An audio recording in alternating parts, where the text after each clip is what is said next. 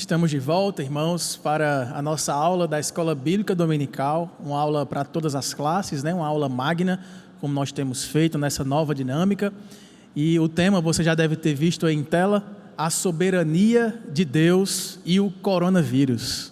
Que relação pode existir entre este atributo de Deus, Deus é soberano, com essa questão, essa crise, essa pandemia do coronavírus?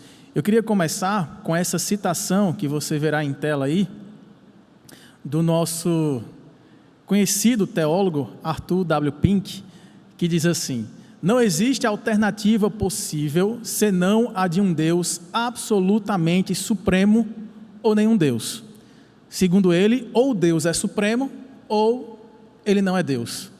E aí vocês vão ver alguma definição breve que eu coloquei aqui, para que a gente possa entender que a soberania de Deus depende do entendimento da sua supremacia. Porque Deus é supremo, Ele vai exercer a sua supremacia em soberania. A definição de supremacia é esta que eu coloquei aí de forma bem breve e bem objetiva, para que a gente possa ir lá para o nosso centro da nossa aula, que é fazer a relação entre soberania e coronavírus. A definição sobre supremacia diz assim: é a total, absoluta, universal e incontestável superioridade de Deus sobre as criaturas. Então, o primeiro ponto que a gente precisa discernir aqui nessa breve aula que teremos é que nós precisamos pensar em Deus em termos de alguém que é supremo, que está acima de toda a criação, alguém que não pode ser indagado, questionado por criaturas que lhe sejam menores. Então Deus é aquele que está acima, está mais elevado do que toda a criação. E seguindo aí algumas referências bíblicas que você poderá observar, nós não teremos tempo de lê-las todas, mas eu coloquei aí, você pode anotar ou tirar foto da tela para poder você ver com calma depois. Mas em 1 Crônicas, que é a primeira referência aí, capítulo 29, se você puder acompanhar essa leitura dessa primeira referência aí, 1 Crônicas, capítulo 29, versos 11 a 12. Teu, Senhor, é o poder, a grandeza, a honra, a vitória e a majestade, porque teu é tudo quanto há nos céus e na terra. Teu, Senhor, é o reino, e tu te exaltaste por chefe sobre todos. Riquezas e glória vêm de ti. Tu dominas sobre tudo. Na tua mão há força e poder. Contigo está o engrandecer e a tudo dar força. Deus está acima de tudo. Deus é superior a tudo. Deus tem todo o poder, toda a grandeza, toda a honra, toda a vitória e toda a majestade. E é porque Deus é supremo que Ele vai fazer esse exercício da sua supremacia, demonstrando sobre toda a criação. Então perceba, Deus demonstra o seu poder supremo sobre os animais. Tomou corvos, ou tornou corvos em garçons, como nós temos o relato de 1 Reis 17, se puder mostrar o slide para que os irmãos em casa acompanhem. Então Deus demonstra o seu poder supremo sobre os animais. Lembra quando Ele tornou aqueles corvos em garçons, quando foi atender o profeta Elias, que tinha se escondido em uma caverna, e Deus levou lá para que ele fosse alimentado. Ele fez de leões enjaulados e bichinhos inofensivos na história lá do profeta Daniel. Então Deus é superior aos animais, Ele demonstra esse poder governando sobre eles.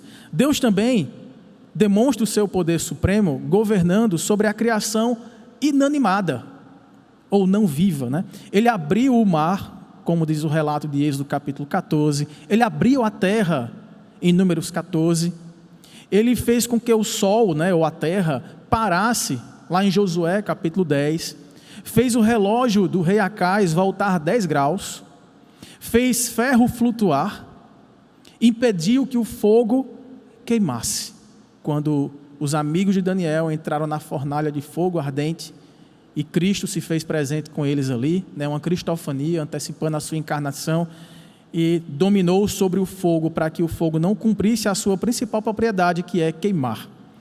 Deus também, Ele governa sobre os homens. Então veja, Deus governa sobre os animais, Deus governa sobre a criação inanimada e Deus governa sobre os homens. Se puder mostrar aí, Deus domina no sentido de influenciar até sobre a vontade dos homens para cumprir o seu propósito.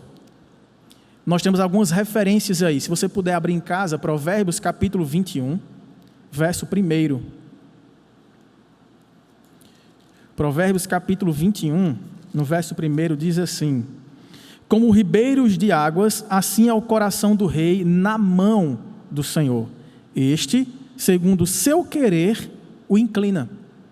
Então Deus, Ele governa sobre criaturas inanimadas, sobre seres vivos inferiores e também sobre a obra-prima da sua criação, que somos nós, os seres humanos. Não robotizados, mas somos influenciados, somos inclinados segundo a sua vontade para que cumpramos o seu bom propósito. E Deus faz isso, como diz essa referência aí de Efésios capítulo 1, verso 11, segundo o conselho da sua vontade. Ele faz tudo quanto lhe apraz. E em Tiago capítulo 4, versos 13 a 15, diz que tudo, nós temos uma dependência em tudo de Deus. Se Deus quiser, amanhã, estaremos vivos e partiremos, iremos e faremos estas coisas, como diz lá em Tiago. Então veja que essa supremacia de Deus, ela envolve toda a criação. Ele está sobre a criação, cumprindo os seus propósitos. E Ele faz isso de maneira pura, boa, santa e maravilhosamente preparada para a maior glória do seu nome e para o maior bem da sua criação. O Charles Spurgeon, um pregador muito conhecido, ele falou certa vez que não há atributo mais consolador para os seus filhos do que a soberania de Deus. Então, para muitos, falar sobre soberania de Deus, a gente começa a pensar um pouco no aspecto da salvação, que Deus ordena alguns para a salvação, faz isso segundo o seu conselho, e nós entramos em alguns dilemas, por que e como, e quais as razões que levam Deus a salvar algumas pessoas e a outras não. E nós também nos vemos em dilemas como esse que vivemos agora, de perguntarmos por que Deus está assim fazendo, ou assim permitindo, ou assim ordenando tais e tais circunstâncias, diante de tais e tais malefícios evidentes para a sua criação. Mas essa frase nos faz voltar os nossos olhos para a revelação bíblica em busca de consolo. Este atributo da soberania de Deus não deve trazer outra reação ao nosso coração, senão consolo, senão conforto, segurança, estabilidade de saber que há um Deus bom e poderoso que governa tudo de acordo com um bom propósito anteriormente estabelecido. Nós vamos ver uma definição básica também acerca da soberania. Nós vimos o que é supremacia, Deus está acima de todos, E agora nós veremos sobre essa definição de soberania de Deus, conforme você vai ver em sua tela aí. A soberania de Deus é o exercício da sua supremacia.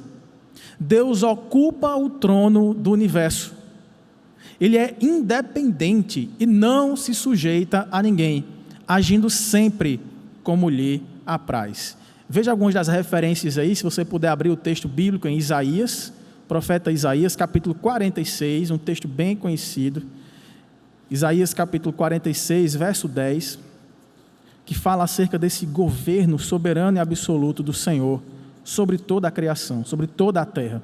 Isaías 46, 10 diz assim: desde um princípio anuncio o que há de acontecer, e desde a antiguidade as coisas que ainda não sucederam, que digo, o meu conselho permanecerá de pé, farei toda a minha vontade.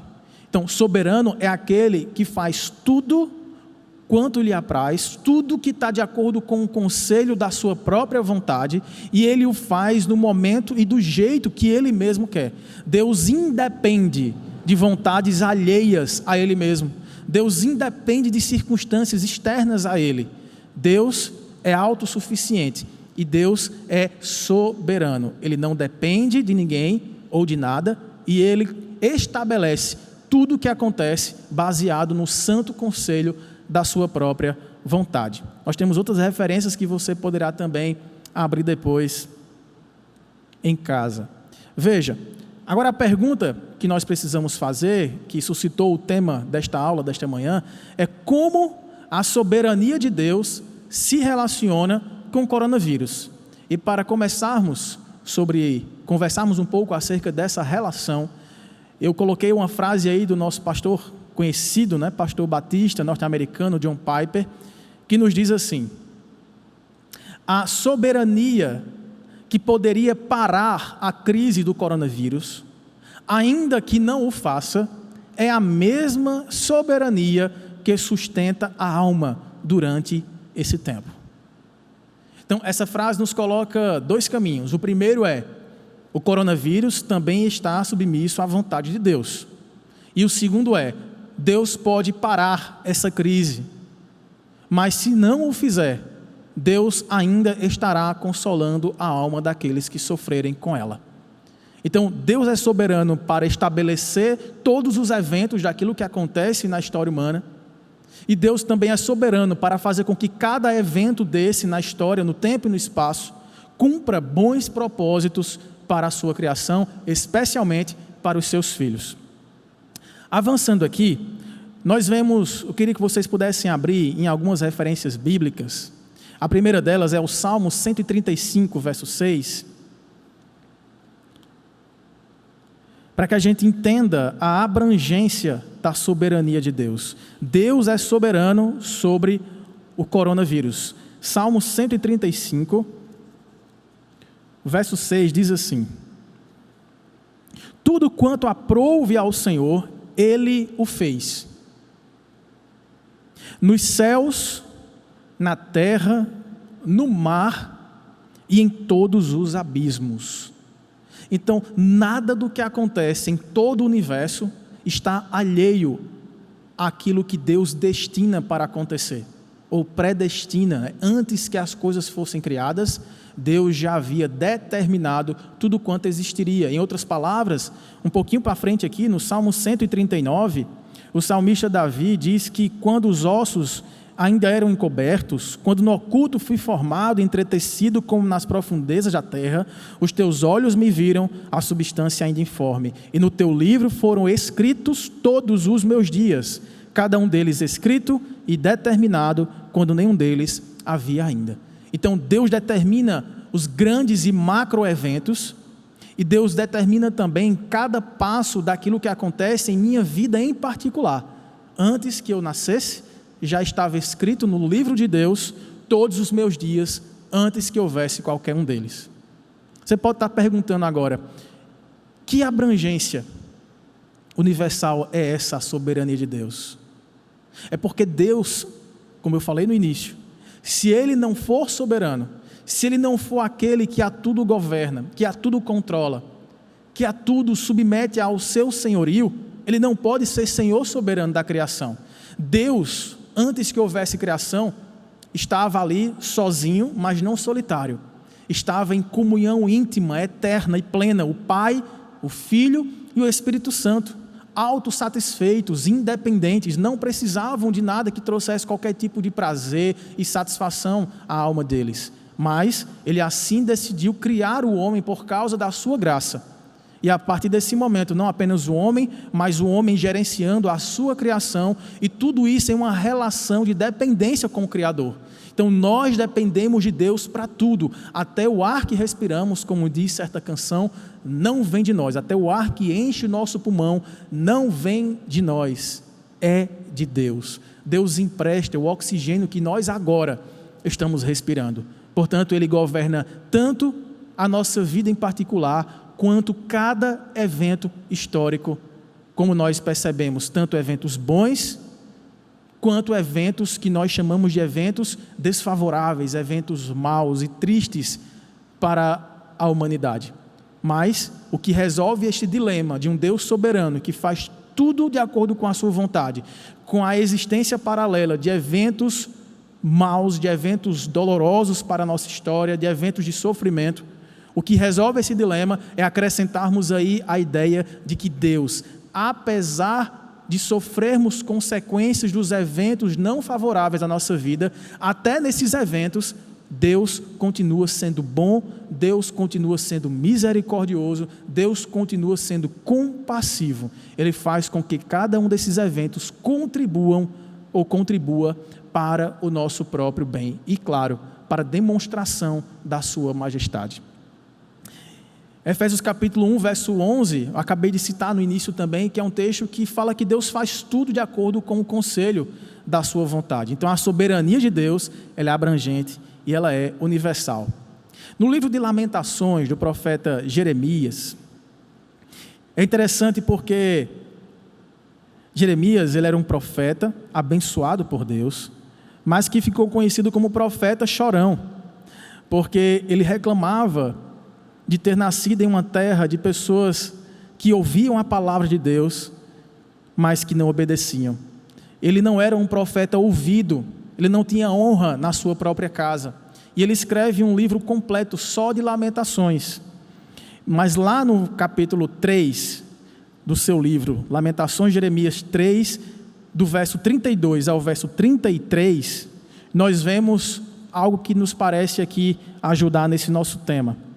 Ele fala assim, a partir do verso 31, o Senhor não rejeitará para sempre, pois ainda que entristeça alguém, usará de compaixão segundo a grandeza das suas misericórdias, porque não aflige nem entristece de bom grado os filhos dos homens.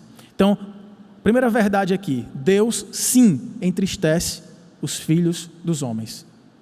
Deus tanto tem o poder de alegrar a criação, alegrar os filhos dos homens, os seres humanos, como também Deus tem o direito de entristecê-los. Só que olha que coisa maravilhosa, a Bíblia diz que Deus não faz isso de bom grado. Então, como você está vendo aí, Deus nos entristece, mas não o faz de bom grado. Irmão, sabe por quê? Porque Deus não nos deve nada. Deus não nos deve nem a própria vida. Lembra quando, na história de Jó, quando ele foi ser provado por Deus e acabou perdendo, família, bens, saúde, paz. E antes de Jó entrar em um momento difícil de lamentações e de até murmurações severas contra Deus, ainda no capítulo 1, no verso 22, Jó, ele coloca palavras assim que nós poderíamos colocar em nosso coração como uma verdade inabalável. Veja, no capítulo 1 do livro de Jó, no verso 22, depois de haver sofrido todos esses males e ser entristecido diretamente por Deus, sem saber qual o propósito daquilo tudo, Jó disse assim, verso 20, então Jó se levantou, rasgou o seu manto, raspou a cabeça e lançou-se em terra e adorou. E disse, nu saí do ventre de minha mãe e nu voltarei. Olha agora, o Senhor o deu e o Senhor o tomou. Bendito seja o nome do Senhor. Em tudo isto, Jó não pecou, nem atribuiu a Deus falta alguma. O Senhor deu, o Senhor tomou, bendito seja o nome do Senhor. Então, essa deve ser a nossa convicção diante de um Deus que governa todas as coisas.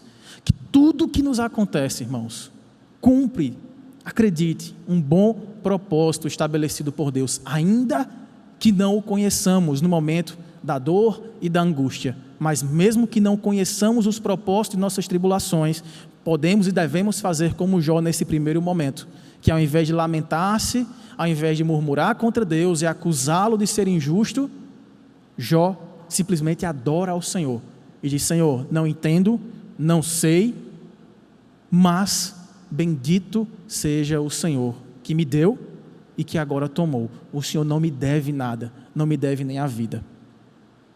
É porque nós dependemos de Deus para tudo, irmãos.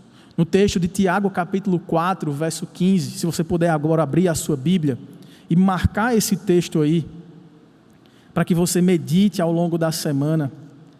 Olha que coisa maravilhosa que Tiago nos diz no verso 15. Tiago capítulo 4, verso 15. Vamos ler a partir do verso 14. Vós não sabeis o que sucederá amanhã. Que é a vossa vida?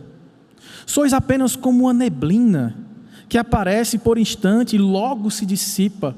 Em vez disso, devias dizer: se o Senhor quiser, não só viveremos, como também faremos isto ou aquilo. Essa frase, se Deus quiser, nós vamos, se Deus quiser, a gente vai fazer isto ou vai para algum lugar, acabou se tornando meio que habitual na boca, não só de cristãos, mas de todas as pessoas que acabam se acostumando a falar expressões assim, mas elas querem, em geral, dizer assim: eu não sei se vou, no sentido assim, não sei se quero ir, não sei se vai ser bom eu ir, se Deus quiser eu vou, né? Mas nós deveríamos levar a sério essa expressão e usá-la de maneira constante e consciente em tudo aquilo que planejamos fazer. Se o Senhor quiser, não apenas estarei vivo amanhã, segunda-feira, como também me levantarei, cuidarei da minha esposa, cuidarei dos meus afazeres e louvarei a Deus aqui na terra dos viventes. Se vivo estiver, se Deus permitir que tudo isso me aconteça. Então essa deve ser a atitude daquelas pessoas que reconhecem um governo soberano de Deus, que tem a nossa vida na palma das suas mãos, e que tudo quanto Ele permite ou ordena que nos aconteça em vida, cumpre o bom propósito de nos preparar para morrer bem. É engraçado, né? Muitas pregações, e se você abrir aí alguns Instagrams ou contas de YouTube, canais de YouTube, você vai ver pregações daqueles pregadores que são chamados hoje os pregadores coach, né? Aqueles que dão dicas para tudo, menos para morrer bem. Já percebeu? Eles dão dicas para que você se apegue com unhas e dentes a esta vida, como se nós só a tivéssemos em nossa frente. Então eles ensinam a nós termos conforto aqui, a termos influência aqui, conforto aqui, poder aqui, dinheiro, riqueza, amizades, prazeres, alegrias, prosperidades na saúde, nas finanças. São dicas práticas de autoajuda e de orientação para que tenhamos uma vida tranquila aqui. Mas veja, o que a Bíblia promete é o inverso disso. É que aqui nós teremos aflições, para que por meio das aflições sejamos conformados à imagem de Cristo e assim possamos, através da morte, viver bem. Caminhando em direção à morte, poder ultrapassar e chegar na qualidade de vida plena, suprema, que Deus tem preparado para todos aqueles que nele esperam. Então a missão de nós cristãos, não apenas nós pregadores ou pastores, mas todos nós que somos chamados para ser missionários do Senhor Jesus, é ensinar as pessoas e prepará-las não apenas para viver bem, mas para morrer bem. Quer vivamos, quer morramos, somos do Senhor. Esse é o ponto central de tudo aquilo que deve mover nossas decisões, nossas ações e nossas orações. É interessante, irmãos, que você pode estar se perguntando assim: tá, mas qual é a boa notícia de tudo isso para aqui e agora? É que Deus está, como você pode ver aí na projeção, Deus está no controle e sempre, Deus está, no trono e tem sempre a primeira e a última palavra.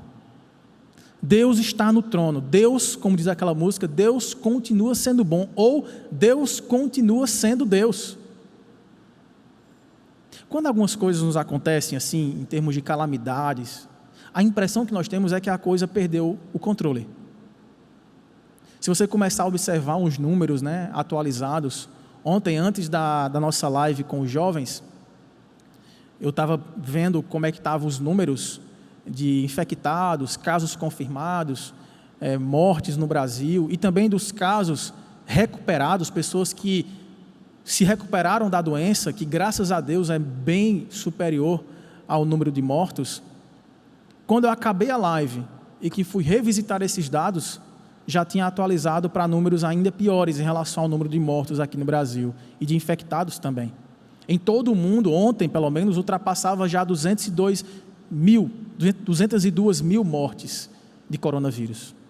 Então, aparentemente, é como se o vírus estivesse dominando sobre o mundo, que nada pudesse pará-lo. E nós temos a sensação do temor e da insegurança de não sabermos o que é que o vírus vai fazer, quando ele vai parar. Mas o fato, irmãos, é que é Deus quem governa tudo isso. Deus continua sendo Deus e submete toda a sua criação, do movimentos estelares, dos planetas e das galáxias, até o movimento das mínimas partículas, moléculas, bactérias e vírus. Tudo cumpre absoluta obediência ao absoluto soberano, ao Senhor. É interessante lembrar do texto de Gênesis, se você puder abrir aí o primeiro livro da Bíblia, na história de José, tão conhecida, né, que foi vendido pelos irmãos para ser escravo no Egito. E no finalzinho da sua história, quando ele reencontrara os seus irmãos, e ao invés de tratá-los com vingança, ele os perdoou, há uma frase que marcou e que marca a história da salvação. É o verso 20 do capítulo 50.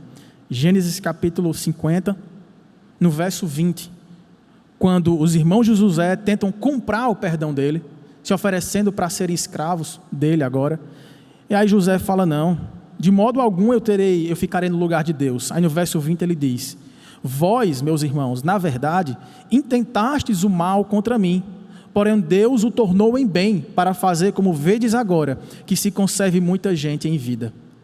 Eu queria fazer uma correção nessa tradução da Revista e Atualizada. Não sei porquê, mas foram traduzidas duas palavras que são a mesma palavra no hebraico, mas a tradução realmente pecou aqui no significado. É o verbo intentar, que depois foi, em vez de ser repetido, ele foi mudado para tornar ou transformar.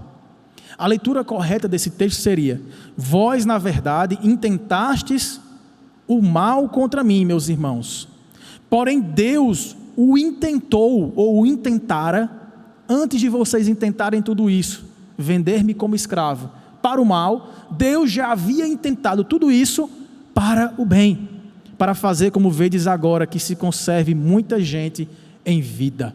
Não é, irmãos, que Deus está do trono assistindo as coisas acontecerem e de repente ele fala: eita, e agora? Preciso agir. Surgiu uma nova doença, vou ter que correr atrás aqui, capacitar os médicos, capacitar os cientistas para ir atrás de uma vacina, vou ter que corrigir aqui, vou ter que ajudar a situação econômica deste mundo, vou ter que... Não, porque não foi assim também que ele decidiu enviar seu filho.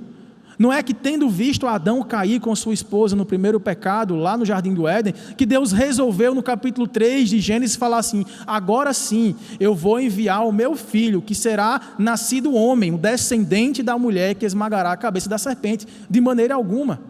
Como diz o próprio texto lá de Efésios capítulo 1, antes da fundação do mundo, Deus já havia determinado, designado a nossa salvação por meio do seu filho. Antes de todas as coisas, Deus intenta para o bem, mesmo que Satanás intente para o mal, e ele sim age como um cão feroz, voraz, buscando a quem possa tragar, mesmo que as pessoas maldosas intentem o mal contra a humanidade, ainda que tudo se levante contra o bem da humanidade, tudo isso não passará de um estabelecimento de bons propósitos que possam impulsionar todas estas coisas para o bom cumprimento da vontade do Senhor.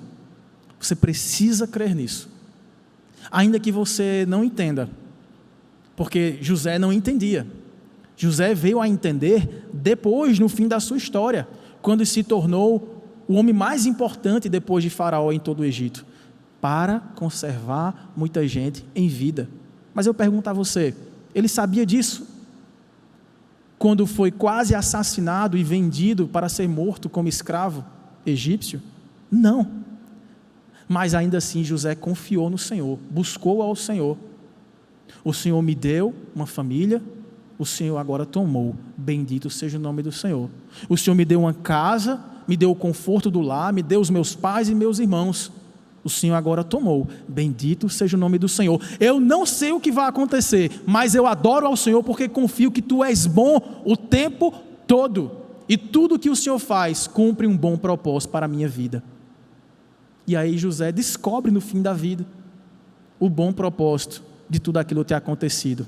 E ele mesmo, com a teologia pura, revelada do Pai, ele diz: os homens podem intentar o mal, Satanás pode intentar para o mal, porque ele só sabe fazer isso, mas Deus, previamente, antes dos tempos eternos, determinou tudo para o bem. Bendito seja o nome do Senhor.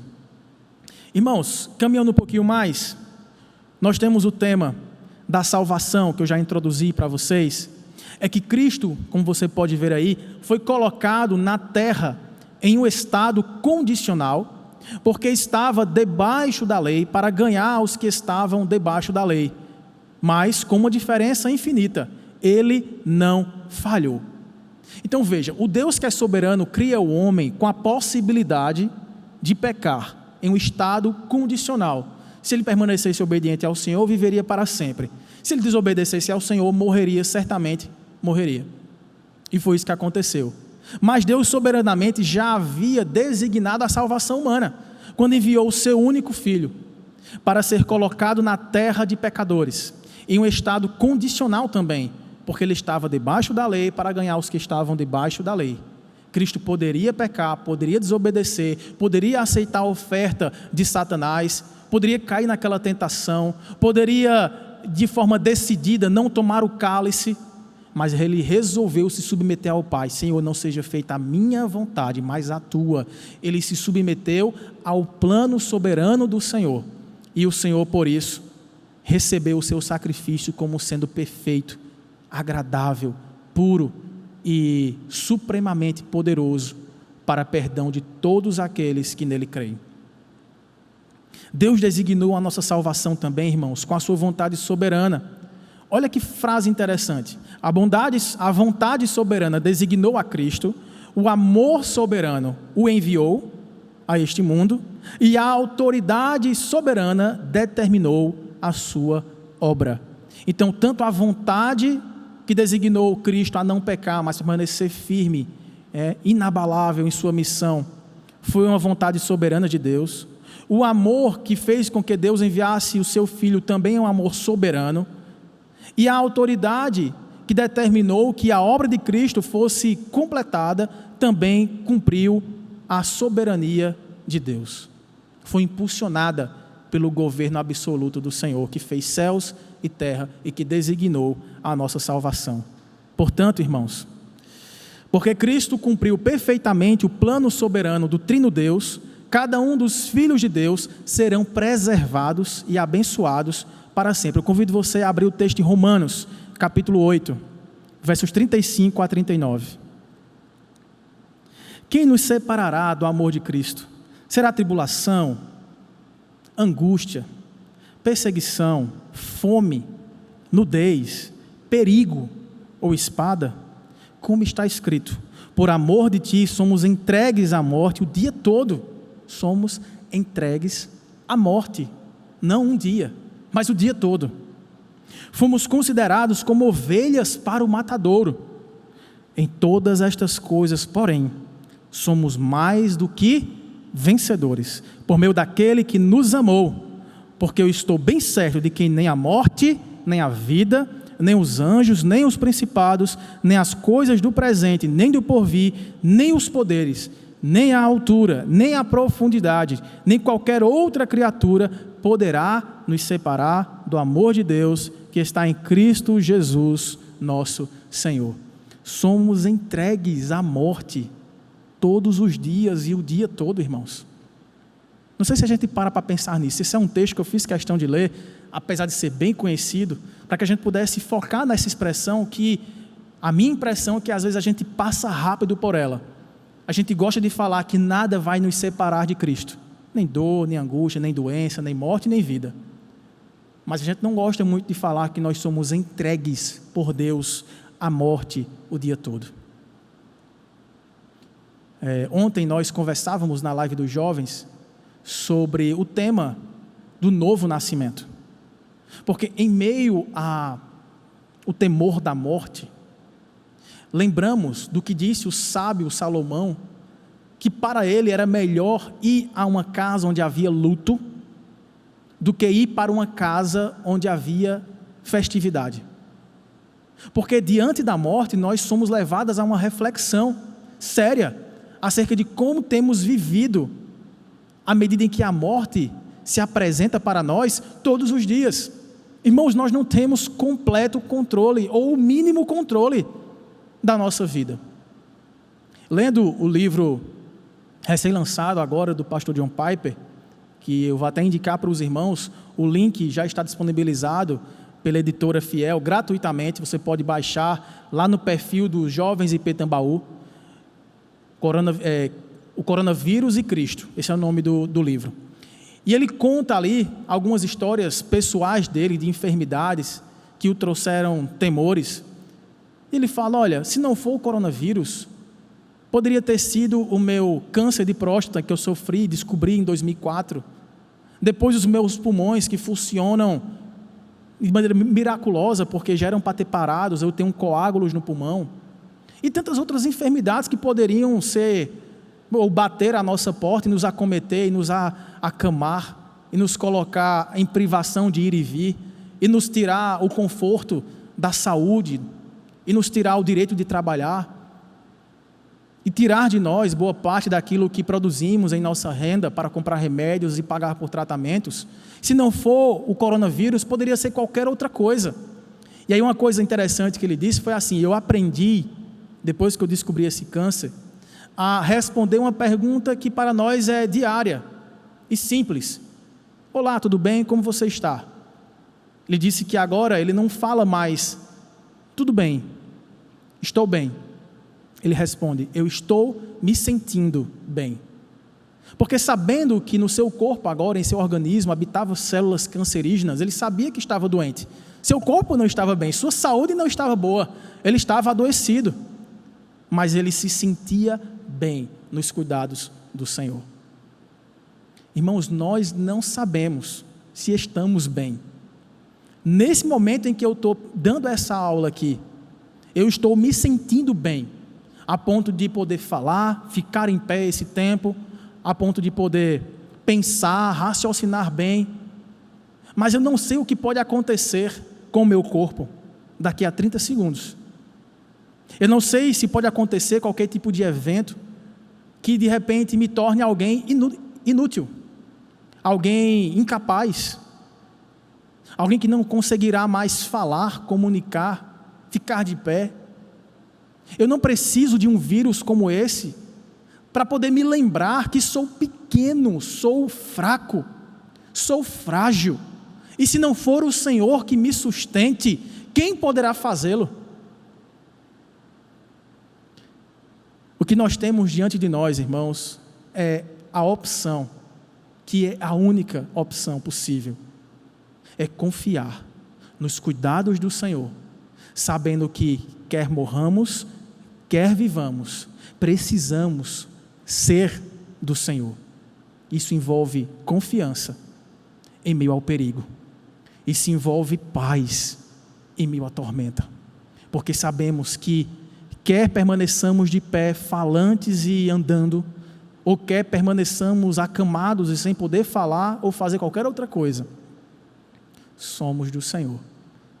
E o que Deus tem preparado para nós supera toda e qualquer satisfação de viver no mundo presente. Que precisamos ter isso em mente, apesar do desafio que é. Eu queria agora passar por uma parte mais prática, acerca do que Deus está fazendo através do coronavírus. E aqui eu me utilizei de partes do livro do John Piper, para trazer segundo a visão dele, de acordo com a palavra de Deus, de maneira direta, o que é que Deus está fazendo através do coronavírus. A primeira coisa que ele está fazendo é ilustrando, vamos ver se aparece aí para vocês, mais um clique, ok, mais um agora, pronto. Deus está ilustrando o horror moral. Veja em suas palavras como que ele define essa ideia. Deus está, através do coronavírus, ilustrando o horror moral. Deus está dando ao mundo, no surto de coronavírus, assim como em todas as outras calamidades, uma ilustração física do horror moral e da feiura espiritual do desdenhoso pecado. Isso aqui é a ilustração do que está escrito em Romanos capítulo 5, no verso 12. Romanos 5, verso 12, quando o apóstolo Paulo afirma: portanto, assim como por um só homem entrou o pecado no mundo, e pelo pecado a morte, assim também a morte passou a todos os homens, porque todos pecaram. Então, a morte nos deve ser lembrada, para que nos lembremos do horror que é a causa da morte, o pecado. Mas você pode estar se perguntando, por que Deus precisa ilustrar horrores físicos, se o horror moral não é físico? Se a desobediência está no coração do homem, se a moral está no homem, não é algo concreto. É porque Deus sabe, irmãos, que sendo nós falhos, imperfeitos, pecadores, tendenciosos a não ver as coisas, a vendo, não enxergar, a ouvindo, não escutar, não dar ouvidos, e a vendo, não compreender a realidade que nos cerca, por causa da feiura do pecado, Deus coloca lembretes, como dizia C.S. Lewis, megafones de Deus, gritando sobre os horrores do pecado, para que através do sofrimento, a gente lembre do que causou tudo isso. O fato é que o pecado é o causador de todos os males, do desamor, da violência, da injustiça, das guerras, da fome e da doença. Então Deus permite que haja calamidades assim no mundo, para que a gente se lembre da seriedade do pecado, do perigo do pecado, do que ele é capaz de promover, e de como nós precisamos desesperadamente da solução para o pecado, que é Cristo Jesus habitando em nós, tendo morrido na cruz do Calvário, para, levando o nosso castigo, nos justificar, nos purificar e nos levar a uma nova vida pela sua ressurreição. Graficamente, Deus coloca para a humanidade a seriedade e o horror do pecado. A humanidade brinca de pecar. O pecado para muitos, ele é engraçado, prazeroso.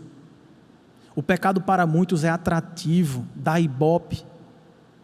O pecado para muitos é sinônimo de engrandecer-se em riquezas, fama e poder ilícitos, muitas vezes.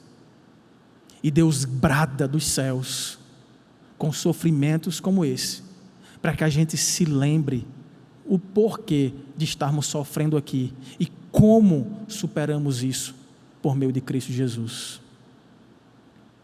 Lembrando que, apesar de juízo, Deus sim está derramando o seu juízo sobre a terra, e esse juízo recai sobre justos e injustos. Mas para os filhos de Deus, não é um julgamento para destruição, muito menos um julgamento para constrangimento, para abalar a nossa fé, de maneira alguma. Mas é um julgamento que nos traz pureza, purificação. É o julgamento que nos traz arrependimento. É nos fazer refletir sobre a vida que temos vivido, sobre o pecado que temos acostumado a chamar de meu, para que possamos abrir mão de tudo isso, lembrando dos horrores que levaram Cristo à cruz, e assim possamos redirecionar a nossa vida num giro completo para uma nova vida. Em segundo lugar, o que é que Deus está fazendo através do coronavírus? Ele está enviando julgamentos específicos à terra. Nas palavras de Piper, ele diz o seguinte: algumas pessoas serão infectadas com o coronavírus como um julgamento específico de Deus por causa de suas atitudes e ações pecaminosas. Então, algumas pessoas, não todas, mas algumas pessoas sofrerão com o coronavírus ou com outras doenças quaisquer, para serem julgadas por Deus em pecados específicos delas. É o que nos mostra, por exemplo, o texto de 1 João, se você puder abrir a sua Bíblia agora, 1 João, capítulo 4, verso 17 e 18.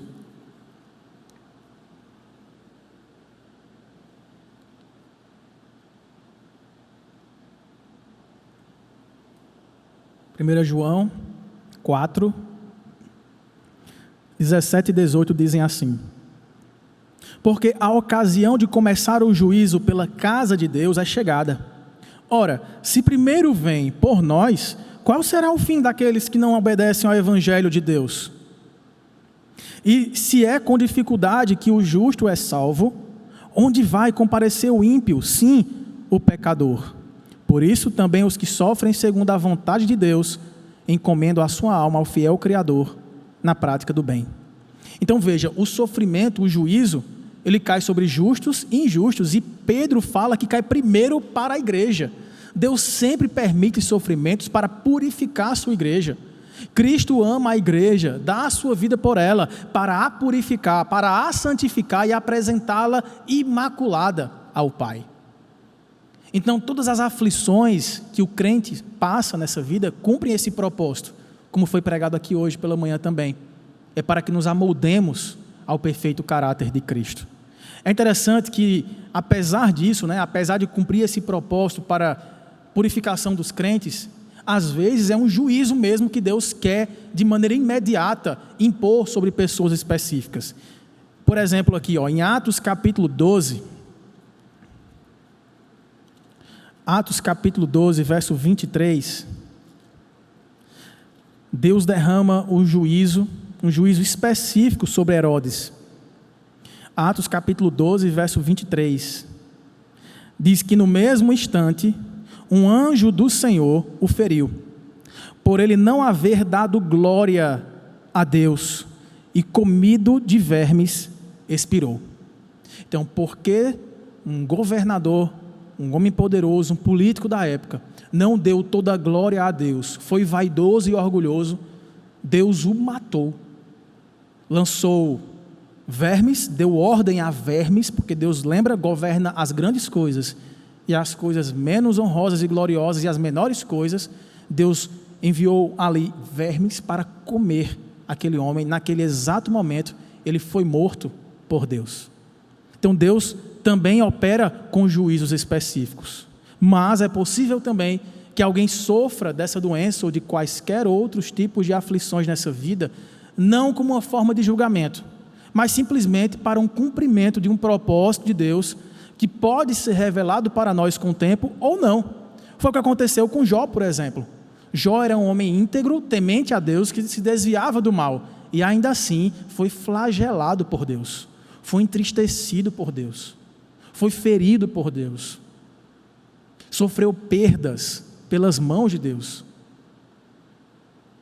Claro, Deus enviando, permitindo que Satanás fizesse isso, porque Satanás também, sem querer, involuntariamente, Satanás obedece a Deus. Satanás tem a coleira, Deus tem uma coleira em Satanás. Satanás só age de acordo com a vontade de Deus. Por mais que se estrabiche, que grite, que faça tudo para não obedecer a Deus, para ir contra a vontade do Senhor, mas Satanás só age de acordo com a vontade soberana de Deus. Deus governa vermes, Deus governa até Satanás, e tudo isso para a glória do seu nome, com propósitos muitas vezes não conhecidos para nós, mas todos eles são plenamente bons para a glória do seu nome ser manifesta em toda a terra, e para que nós sejamos ainda mais abençoados como Jó o foi no fim da sua vida, conhecendo verdadeiramente a Deus e tendo um novo relacionamento com Ele. A terceira coisa que Deus está fazendo através do coronavírus é despertando-nos para a segunda vinda. Despertando-nos para a segunda vinda. Assunto também mencionado hoje na mensagem do pastor Tiago. Nas palavras do Pai, ele diz que o coronavírus é um alerta de Deus para estarmos prontos para a segunda vinda de Cristo. Em Romanos, irmãos, capítulo 8, mais uma vez, Romanos capítulo 8, um texto que recentemente o pastor Robson também pregou, baseado nessa passagem das dores de parto, né? Romanos capítulo 8,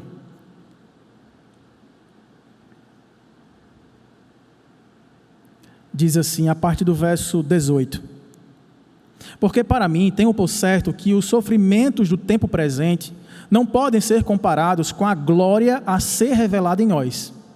A ardente expectativa da criação aguarda a revelação dos filhos de Deus. Porque a criação está sujeita à vaidade, não voluntariamente, mas por causa daquele que a sujeitou, na esperança.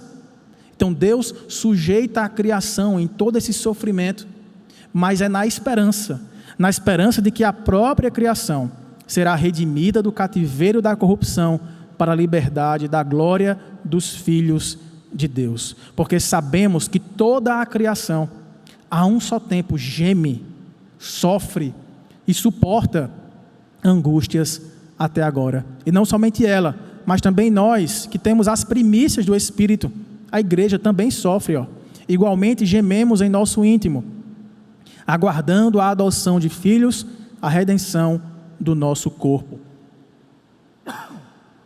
E ele continua dizendo, porque na esperança fomos salvos. Ora, esperança que se vê não é esperança, pois o que alguém vê, como o espera? Mas se esperamos o que não vemos, com paciência o aguardamos.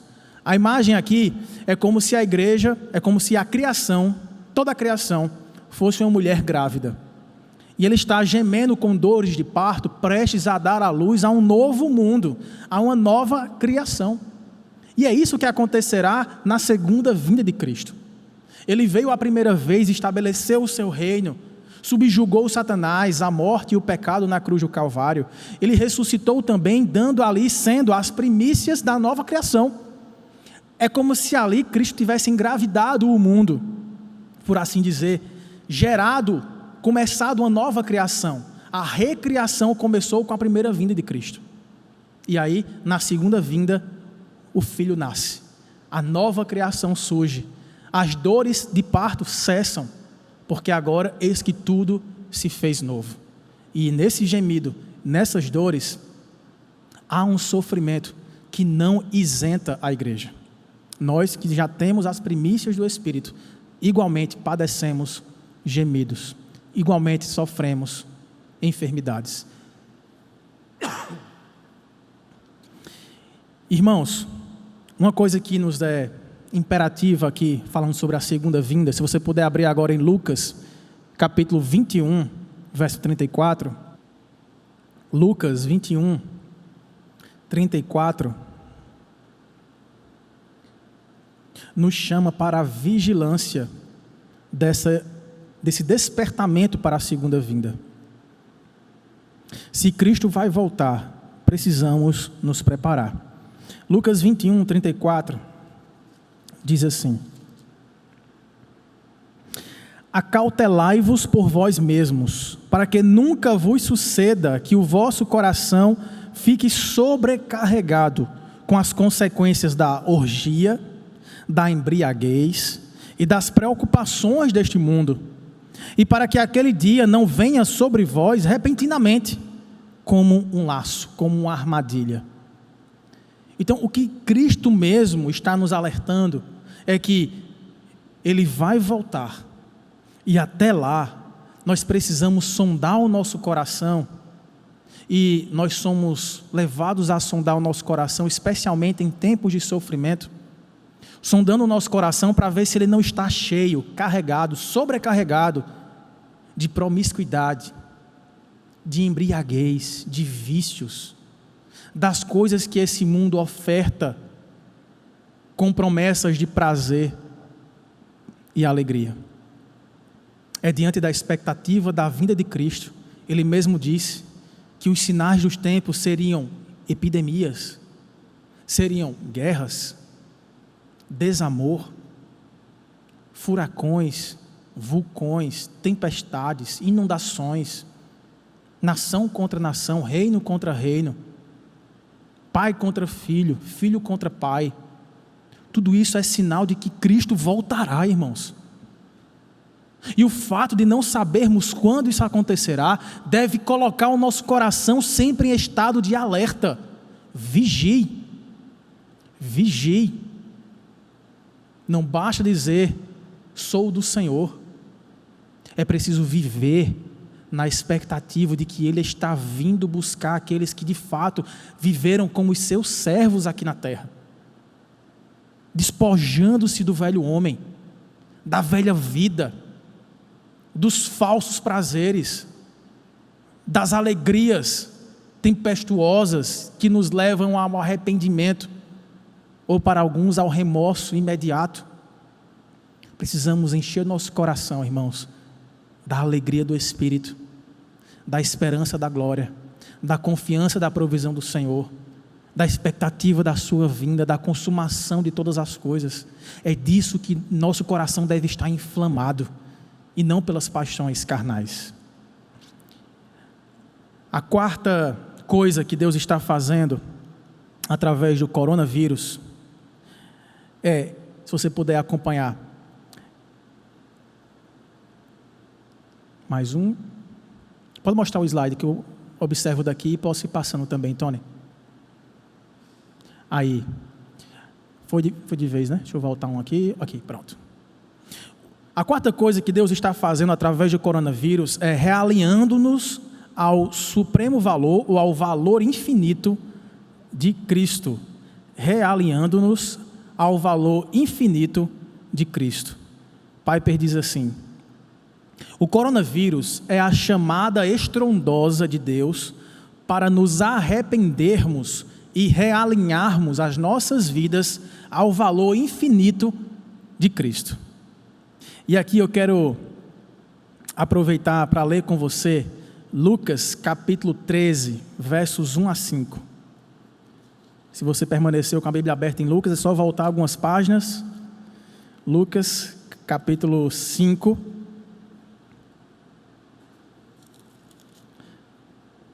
Lucas capítulo 13, versos 1 a 5. Lucas capítulo 13, versos 1 a 5, que dizem assim: naquela mesma ocasião, chegando alguns, falavam a Jesus a respeito dos galileus, cujo sangue Pilatos misturara com os sacrifícios que os mesmos realizavam. Então, Pilatos havia matado ali alguns galileus, né? Ele, porém, Jesus, lhes disse: pensais que esses galileus eram mais pecadores do que todos os outros galileus por terem padecido estas coisas? Não eram, eu vos afirmo. Se, porém, não vos arrependerdes, todos igualmente perecereis. Ou cuidais que aqueles 18 sobre os quais desabou a torre de Siloé, havia uma torre que desabou e matou ali 18 pessoas, e os matou, eram mais culpados que todos os outros habitantes de Jerusalém? Não eram, eu vos afirmo. Mas, se não vos arrependerdes, todos igualmente perecereis. Qual é a sabedoria de Cristo aqui, irmãos, para nós? É porque Ele está dizendo assim: olha, vocês precisam tirar o foco das pessoas que morrem e colocar o foco em vocês mesmos. Quando males assim acontecem e pessoas próximas a nós sofrem, a gente começa a perguntar o porquê disso está acontecendo com elas. E aí a pergunta foi essa: será que eles são mais pecadores que a gente por ter morrido dessa forma? Será que eles são mais culpados diante de Deus do que nós, pelo fato de uma torre ter caído em cima daquelas 18 pessoas, e não em cima de nós? E aí Cristo reverte essa preocupação e diz: quando esses eventos acontecem, mortes, coisas inesperadas, calamidades, tragédias, ponte que cai, prédios que desabam, bombas que explodem aviões e caem em prédios onde várias pessoas morrem. Qualquer tipo de tragédia, calamidade, violência que acontece, a pergunta nunca deve ser por que eles? A pergunta deve ser sempre por que não eu? Cristo redireciona, é você que precisa pensar seriamente sobre por que você ainda não morreu e o que acontecerá com você quando você morrer. Se fosse você que estivesse agora esmagado naquela torre de Siloé. Então o que Cristo faz com a gente é sempre buscar realinhar o nosso pensamento, para que consertemos o nosso relacionamento com Cristo, para que Cristo seja sempre mais valioso para nós. Separei aqui uma frase do C.S. Lewis, que nos diz assim: somos criaturas medíocres, brincando com bebida, sexo e ambição, quando a alegria infinita nos é oferecida, como uma criança ignorante que prefere fazer castelos de lama em meio à insalubridade por não imaginar o que significa o convite de passar um feriado na praia. Nos contentamos com muito pouco. Precisamos realinhar, irmãos, aquilo que mais nos dá prazer. A gente brinca com coisinhas pequenas que nos oferecem pouquíssimo prazer e muitíssimo arrependimento, vergonha, doença, constrangimento, afastamento das pessoas e principalmente rompimento da comunhão com Deus. A gente está brincando com castelinhos de lama quando temos um mar em nossa frente para fazer castelinhos de areia. É porque a gente, conhecendo as coisas poucas que o mundo oferece como sendo grandes coisas, nós esquecemos daquilo que tem para nós valor infinito, que é Cristo, e tudo aquilo que Ele prometeu para nós desfrutarmos em Sua presença. Então o sofrimento grita para nós: onde está o seu coração? Onde está o tesouro da sua vida? Como você tem traçado a rotina diária para satisfazer os anseios do seu coração? São nas coisas que se perdem e que farão você se perder? Ou é naquilo que não se perde, porque está no alto, está nos céus, onde ladrão não rouba, e o ferrugem não pode corroer, e as traças não podem devorar? Onde estará o nosso tesouro, ali estará o nosso coração. Outra passagem bíblica que para nós é de grande valor também sobre isso é Filipenses capítulo 3, verso 8. Quando o apóstolo Paulo diz que considera tudo como perda por causa da supremacia do valor que ele via em Cristo Jesus. Filipenses 3, 8. Sim, deveras considero tudo como perda por causa da sublimidade do conhecimento de Cristo Jesus, meu Senhor, por amor do qual perdi todas as coisas, mas as considero como lixo, como refúgio para ganhar a Cristo. São situações como essa.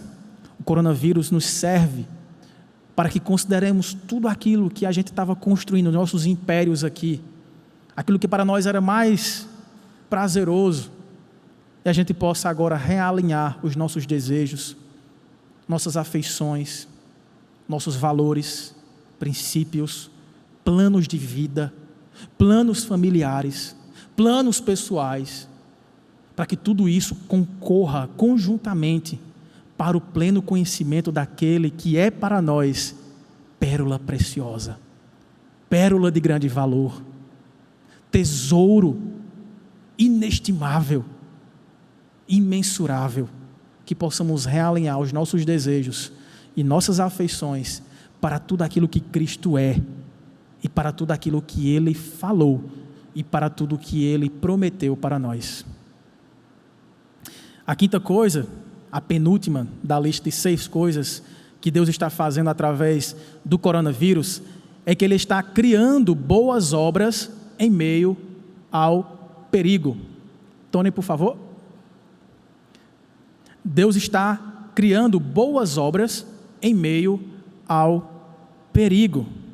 Gente, temos uma oportunidade agora como igreja de fazer a obra de Deus resplandecente. Estamos caminhando para o fim já, irmãos. Veja o que é que o John Piper fala acerca dessa oportunidade. O coronavírus é a convocação de Deus ao seu povo para superar a autocomiseração, aquele sentimento de coitadismo, e o medo, e com alegria corajosa fazer as boas obras do amor que glorificam a Deus. E aqui eu queria citar um historiador chamado Rodney Stark, que ele escreveu um livro chamado O Triunfo do Cristianismo, e ele traz relatos históricos de como a igreja primitiva aproveitou momentos de sofrimento, perseguição, doenças, especialmente as duas pragas que ocorreram ali no 2º e 3º séculos, para que a igreja pudesse aproveitar esse momento e fazer grandiosas obras e o nome de Deus glorificado. Ele diz assim, nessas duas pragas, no ano de 165 e 251 depois de Cristo, não havia uma crença de que os deuses se importassem com os assuntos humanos. A misericórdia era vista como um defeito de caráter e a pena como uma emoção patológica, porque a misericórdia envolve fornecer ajuda ou alívio imerecidos, é contrário à justiça. E aí, em meio a esse contexto, olha o testemunho que ele deu, que os cristãos começaram a ajudar os doentes, mesmo aqueles que não eram cristãos, começaram a tratar deles, sacrificando o seu próprio bem-estar, se alegraram também com as respostas que davam, acima de tudo, tomando ações apropriadas de anunciar a esperança de Cristo Jesus para aqueles que padeciam. E a resposta incluía perdão dos pecados e esperança da vida eterna além da morte. E essa, diz ele, foi uma mensagem preciosa em uma época de desamparo médico e completa desesperança. Um outro relato que esse mesmo escritor traz em seu livro, do bispo Dionísio de Alexandria, ele escreveu uma carta enaltecendo os membros de sua igreja. Ele diz assim, a maioria de nossos irmãos mostrou amor e lealdade ilimitados, nunca poupando a si mesmos e pensando apenas no outro. Intrépidos diante do perigo, cuidaram dos enfermos, atendendo a todos ou a todas as suas necessidades e ministrando a eles em Cristo. E com eles partiram desta vida serenamente feliz. E para terminar, o imperador romano Juliano, depois dessas pestes, do seu reino, e de ver a atitude daqueles cristãos que ele considerava como os hereges, como os ateus, por isso que na medida que eu falei aqui, o ateísmo, ele vai se referir ao cristianismo. Ele escreveu o seguinte, o ateísmo, isto é, a fé cristã, avançou especialmente através do serviço amoroso prestado a estranhos e dos seus cuidados com o enterro dos mortos. É um escândalo que não haja um único judeu que seja mendigo e que os galileus ateus, isto é, os cristãos, cuidem não apenas de seus próprios pobres, mas também dos nossos, enquanto aqueles que nos pertencem procuram em vão a ajuda que nós deveríamos lhes prestar. Irmãos, essa é uma grande oportunidade de servirmos a todos em amor desprendido, em misericórdia, em graça, em generosidade, sacrificando o nosso bem-estar e a nossa própria saúde para ajudarmos os enfermos. E aqui vale uma menção honrosa a todos os profissionais de saúde que têm adoecido, muitos deles, para cuidar e amparar a muitos outros. Deus seja louvado por meio de nossas boas obras, Deus seja glorificado e as pessoas possam olhar para nós e perceber que tudo isso parte de um amor que vem não de nós mesmos, mas que vem de Deus. Essa é uma forma de pregar o amor de Cristo. E por último, o que Deus está fazendo através do coronavírus, Ele está desprendendo as raízes para alcançar as nações. Nas palavras do pastor John Piper, ele diz assim: através do coronavírus, Deus está desprendendo as raízes dos cristãos acomodados em todo o mundo, para libertá-los para algo novo e radical, e enviá-los com o evangelho de Cristo aos povos não alcançados do mundo. E aí quando você escuta uma palavra assim, você se pergunta, espera aí, não é um contrassenso não? Porque como que as missões mundiais ou globais vão avançar se a gente não pode viajar, não pode nem sair de casa? É porque, para além do fator da internet, que a gente pode produzir conteúdos e alcançar muitas vidas, mas historicamente falando, irmãos, sempre perseguições impulsionaram missões. Doenças impulsionaram missões.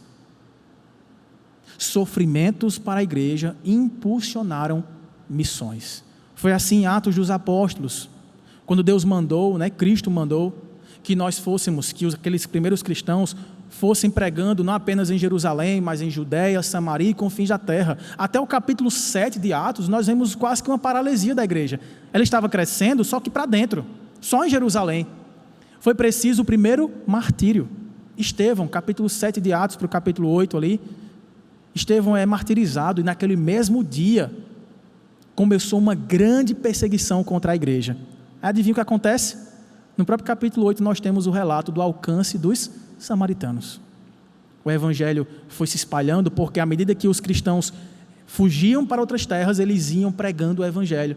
E o evangelho alcançou os confins da terra. Então, historicamente falando, nós devemos também estar esperançosos de que as missões voltarão ainda mais fortes, de que todo este sofrimento, toda essa privação, fará com que a igreja seja ainda mais santa e mais proclamadora para a glória do Senhor.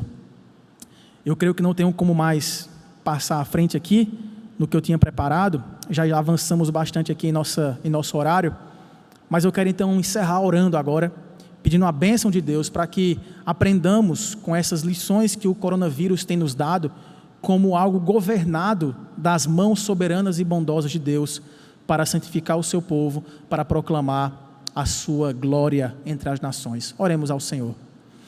Bendito Deus e maravilhoso Pai, muito obrigado, Deus, por tudo que o Senhor está fazendo através do coronavírus, através do sofrimento, dessa pandemia, das privações, através das lutas, das dificuldades. Ó Deus, mas nós queremos, como a Tua palavra sempre nos ordena, fazer a nossa parte. E a nossa parte é continuar orando ao Senhor, pedindo a Tua misericórdia, Pai. Porque o Senhor não se agrada em entristecer os Teus filhos, mas o Senhor faz tudo o que é necessário para nos disciplinar e para manifestar a Tua glória entre as nações. Portanto, pedimos, ó Deus, abrevia este tempo, Pai.